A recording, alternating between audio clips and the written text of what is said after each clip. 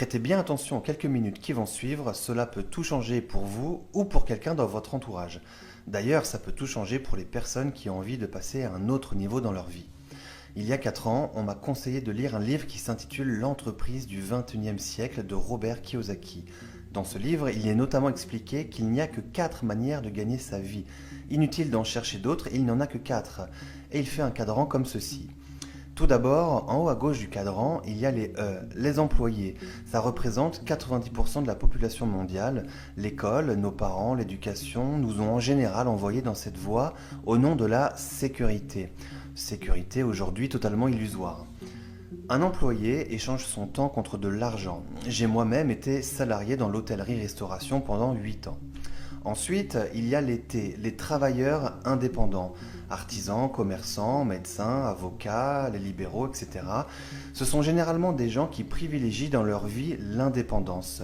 Quand un employé veut être à son propre compte, il migre de la case E à la case T du cadran. En revanche, le travailleur indépendant échange toujours son temps contre de l'argent. J'ai moi-même monté un commerce pensant être libre en devenant mon propre patron et j'étais en fait devenu esclave de mon entreprise. Ensuite, il y a les P, les propriétaires d'entreprise. Ce sont des personnes qui possèdent une entreprise mais qui n'ont pas l'obligation de travailler dedans pour qu'elle tourne. Vous ne travaillez pas pour votre entreprise comme dans le cadran T, mais c'est l'entreprise qui travaille pour vous. Vous n'échangez donc pas votre temps contre de l'argent puisque vous avez un système qui travaille pour vous. Vous avez donc la vraie liberté. Je vais vous expliquer dans un instant comment moi-même j'ai migré dans cette partie du cadran. Ensuite, il y a les I, les investisseurs. Ce sont les personnes qui font travailler l'argent pour l'argent, en investissant dans l'immobilier, des fonds de placement, des portefeuilles d'actions, etc. Ils ont également un système qui travaille pour eux. Et donc, le livre explique qu'au moins 80% des gens évoluent à gauche du cadran, du fait de leur éducation et du besoin de sécurité. Le problème, c'est que la plupart, lorsqu'ils ont envie d'apporter du changement dans leur vie, ils se contentent de changer de métier. Alors que c'est changer de cadran qu'il faudrait faire. C'est en passant de gauche à droite de ce cadran qu'on obtient la liberté, c'est-à-dire d'un système où l'on échange son temps contre de l'argent à un système automatisé qui génère de l'argent. Et là, ça change toute la vie. Quand on est à droite du cadran, on a le choix de choisir sa vie, où on veut habiter, comment on veut vivre, voyager autant qu'on le souhaite, c'est ça la vraie liberté.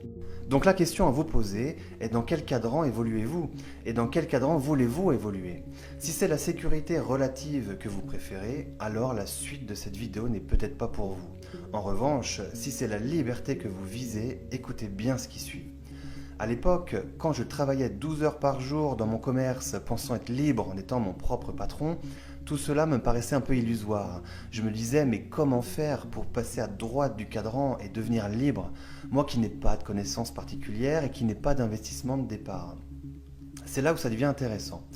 Aujourd'hui, tout le monde sait qu'on peut commander en ligne et être livré chez soi en 24 heures. Le e-commerce s'est modernisé et de nouveaux modèles économiques apparaissent.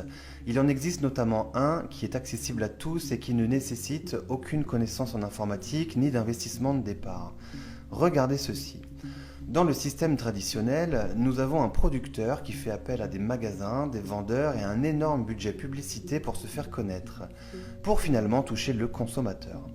Tous ces intermédiaires, du producteur au consommateur, représentent environ 60% du prix du produit que le consommateur achète.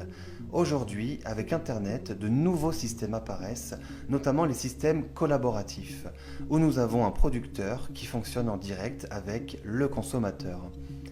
Imaginez pour le producteur qui n'a plus à payer tous les intermédiaires. Les 60% d'économisés représentent une somme astronomique. Eh bien, il va s'en servir pour rémunérer le consommateur